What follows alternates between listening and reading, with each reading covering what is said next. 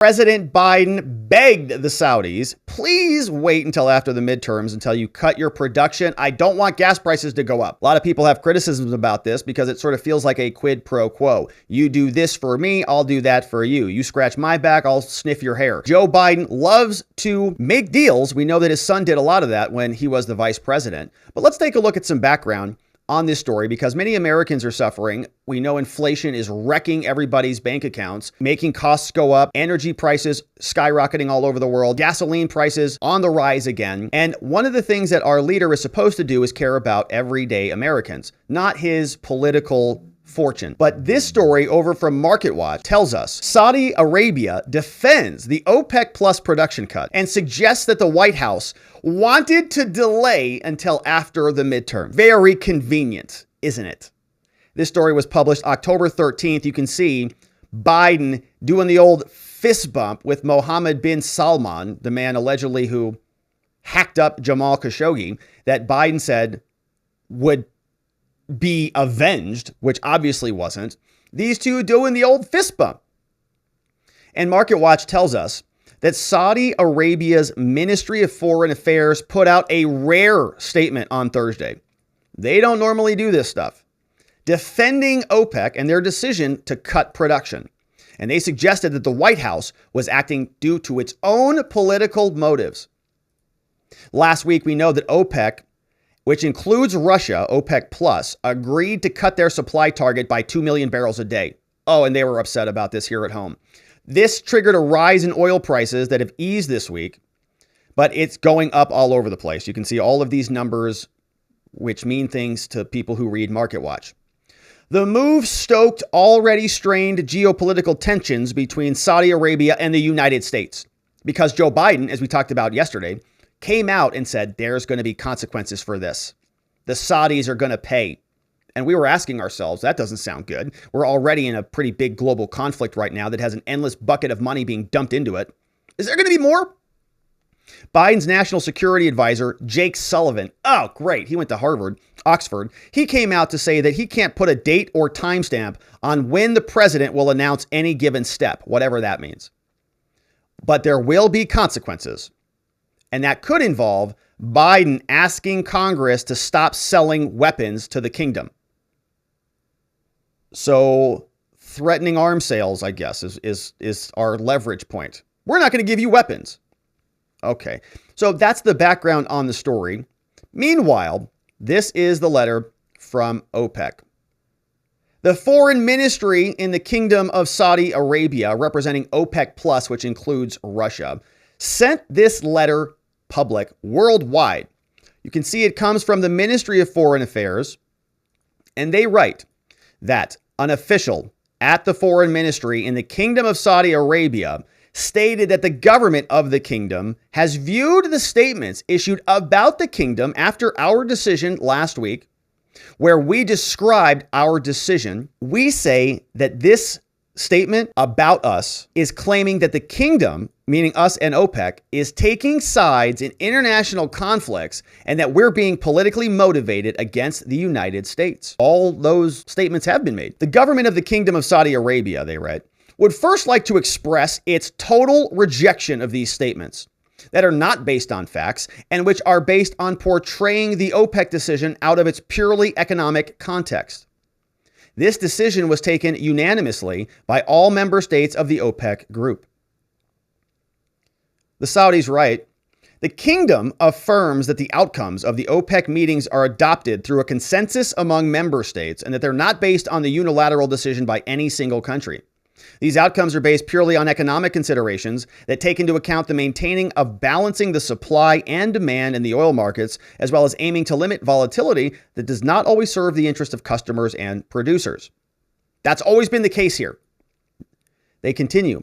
They say, the OPEC Plus group makes its decisions independently and in accordance with well-established independent practices followed by international organizations.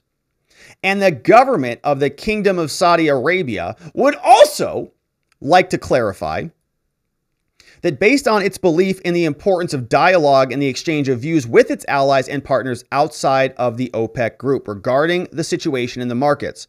They say the government of the kingdom clarified through its continuous consultation with the U.S. that all economic analyses indicate that the postponing of the OPEC decision for a month, according to what has been suggested, how they nestled that one in there, would have had a negative economic consequence.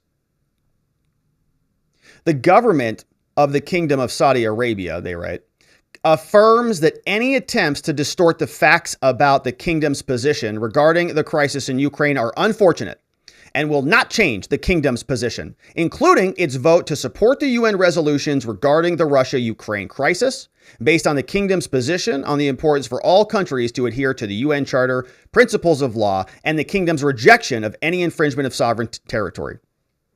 The kingdom stresses that while it strives to preserve the strength of its relation with all friendly countries, it affirms its rejection of any dictates, actions, or efforts to distort its noble objectives to protect the global economy from oil market volatility. Resolving economic challenges requires the establishment of a non-politicized constructive dialogue and to wisely and rationally consider what serves interests of all countries. Oh boy. The kingdom affirms that it views There are typos in this. I'm having a hard time reading this one. The kingdom affirms that it view, see, there should be an S there, right? The kingdom affirms that it views its relationship. But English is, it's complicated language. The kingdom affirms that it view its relationship. Oh, maybe it's because kingdom is plural. I see what's going on here. That it view its relationship with the United States of America as a strategic one that serves the common interest of both countries. The kingdom also stresses the importance of building its solid pillars upon which the Saudi-U.S. relationship had stood over the past 8 decades. These pillars include mutual respect, enhancing common interest, actively contributing to preserve regional and international peace and security, countering terrorism, and achieving prosperity for the people of the region. Okay, and so that came out from the Ministry of Foreign Affairs. Yeah, I get that. I was sort of viewing that like the kingdom affirms that it views. Yeah, all right. So I don't know. Anyway, so you'll have to go back and make your judgment call on that grammar. But the point remains, right? The Ministry of Foreign Affairs is telling us that the Biden administration suggested that we would have negative economic consequences if they did, as Biden suggested, that there would be some serious economic consequences, and that Biden was begging them, demanding that they sort of postpone it just a month until after the midterms, because all they care about is winning elections. They don't actually care about what happens to Americans and their pocketbooks. We have a letter from Congress, who's already responding. This letter comes from Tom Tiffany. He is a member of the United States House of Representatives. He fired off this letter in response to Biden's quid pro Joe, where he allegedly encouraged the Saudis to delay their oil production cuts by 1 month until after the midterms. Mr. Tom Tiffany sent the letter on October 13th to the Honorable Nancy Pelosi, Speaker of the House of Representatives. Tom says, "Dear Speaker Pelosi, several news reports that have been recently released, as well as an official statement that came out from the Foreign Ministry of Saudi Arabia, suggest that Biden administration officials may have pressured the kingdom to delay a planned cut in oil production to impact the outcome of the 2022 election. This is a very serious allegation. One that, if true, may very well constitute an illegal solicitation of a foreign in-kind contribution by the White House on behalf of the Democrats' midterm campaign efforts. As such, I'm requesting that you and the chairs of all the relevant House committees fulfill your constitutional duties and immediately convene hearings to determine if such calls took place and what specific requests were made regarding the Saudi and the OPEC oil production by Biden people. Number 2, request that the White House release a transcript of any calls between Biden, Harris, any cabinet official, any senior official, and any representatives from Saudi Arabia, the kingdom, regarding oil production that took place in the last 30 days. And number 3, identify any Biden administration official who may have asked the Saudi government to delay any oil production cut until November or later. It is the House's responsibility to exercise its oversight responsibilities and get to the bottom of these troubling reports as soon as possible. Signed by Tom Tiffany, member of Congress, available at tiffany.house.gov. So when the Republicans take over, they may be demanding some serious answers from the Biden administration, and I certainly hope that they get them, because if they are trying to use foreign powers and their infrastructure to manipulate American elections, that might be problematic. And of course, we don't want that happening here, not when we have the most safe and secure elections of all time. Now, Biden is very upset at Republicans. While the country continues to burn and crumble all around him, the Biden administration and the president himself continue to blame Republicans. They say that once the Republicans are in charge, all of the caps are going to come off, and all of the energy prices, which I guess haven't been rising recently, are going to rise even further. And it's going to be their fault, not the Democrats.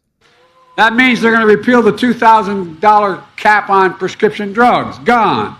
Cap on insulin. Gone. At $35. Savings on healthcare premiums, average of $400 a person. Gone. Savings on your utility bills. Gone. Corporate minimum tax of 15%. By the way, they got very upset with me. Gone. Gone. Gone. Our president is gone. He has no idea where he is or what he's saying or what he's doing. He thinks that apparently that capitalism and free markets involves caps on things, which is surprising. Don't know why he just doesn't cap the price of gasoline and cap the price of food and cap the price of all sorts of other things that he wants to control. But the Republicans are apparently to blame for this. And when they get in charge, only then will gas prices start to go up. But, you know, it actually is an interesting point, because after the election, prices will go up, and it will very likely be in November once these cuts hit hard. So even though the Republicans haven't taken power yet or been responsible for any changes, I can guarantee you the Democrats are going to say, see, because the election just happened and the Republicans won the House, now everything is problematic. They're going to blame that on the Republicans, and they're going to say, see, we told you so, even though they're not in power yet. And that is the statement from the president that is laying that out on the line. So I'm sure that we will see that coming. But that, my friends, is it for Biden begging the Saudis and others for oil, because they don't want to drill for it here. And they only care about the politics, not the price. We'll continue to cover. Thank you for subscribing wherever it is you are watching this, and we will see you on the next one.